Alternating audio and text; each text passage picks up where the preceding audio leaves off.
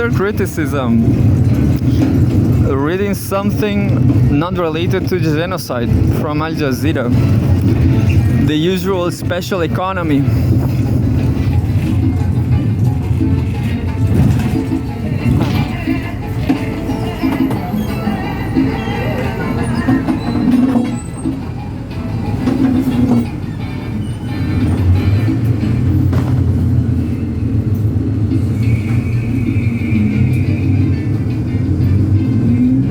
I don't mean this Al Jazeera has a special economic theory, no. I don't mean that. I mean that I just reading the economy charter, the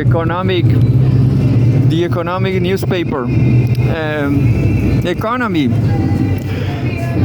And we have American consumers said to be the biggest losers in Trump's trade wars. There's an opinion from Al Jazeera's English. U.S. President Donald Trump in the Rose Garden at the White House in Washington, D.C., April 2nd, yesterday.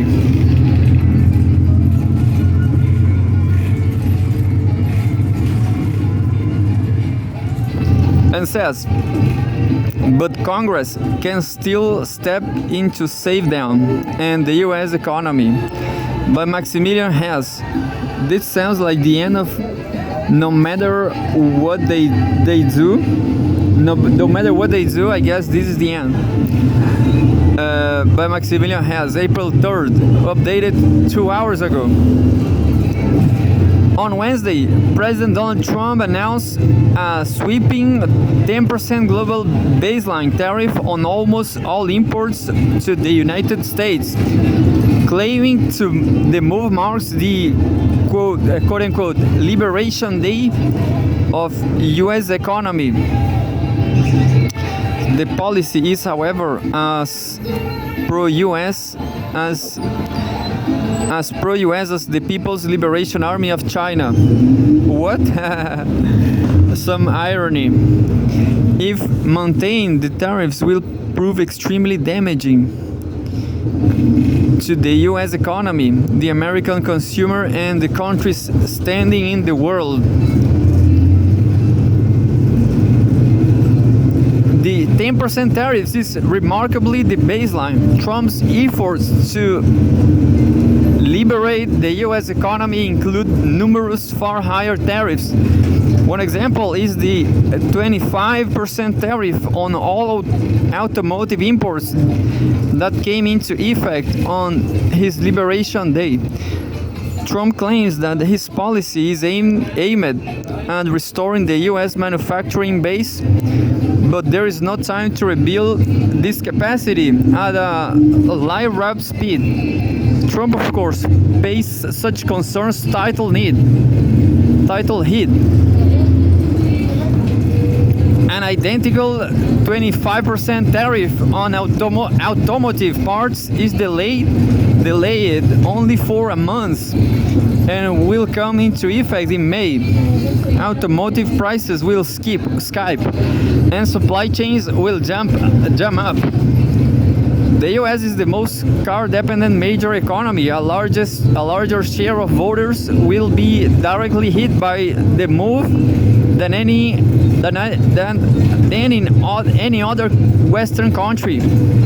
Trump's March tariffs on Canada and Mexico, the two countries with whom the most U.S. automotive manufacturing is integrated, have already caused disruption.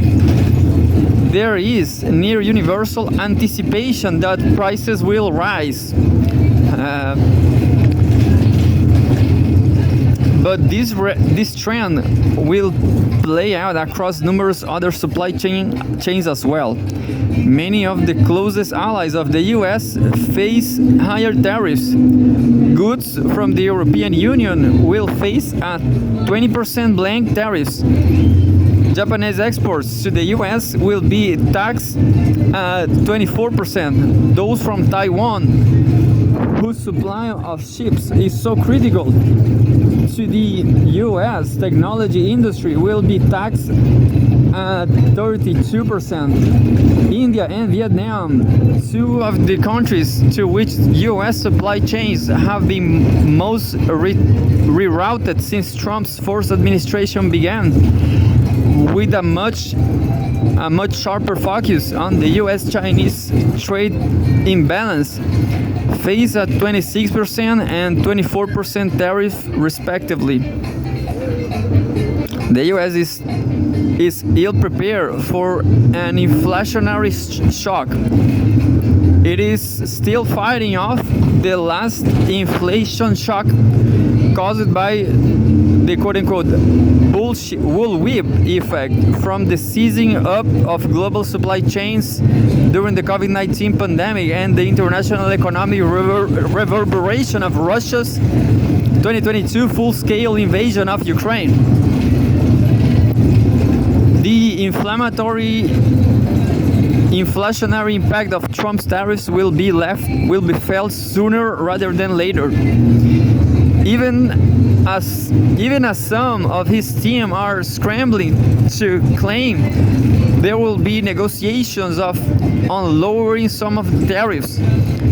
This is because importers and distributors will have to reassess the profitability of the goods they are ordering now.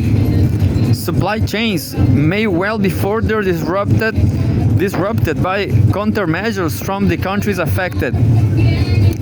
While there is no doubt that the era of global free trade that Washington did so much to usher in under previous presidents has seen the country's share of manufacturing decline, it is the US consumer who has been perhaps the greatest beneficiary of that agenda. They will be the main losers of Trump's policy. Trump bemoans the bipartisan consensus that was in place before his rise,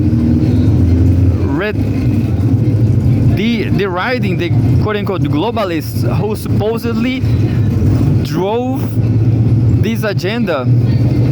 And in his view, the stock market's strong negative reaction to his abrogation from the idea of ever free trade. But the great irony is that it was his Republican Party that did the most to drive this agenda forward. In the 1980s, President Ronald Reagan put trade at the center of this message of prosperity for both the US and those who will partner with it. Milton Friedman, traditionally an economist highly lauded by conservatives and a Reagan advisor, wrote, "Our tariffs hurt us as well as other countries. We will be benefit by dispensing with our tariffs even if other countries did not.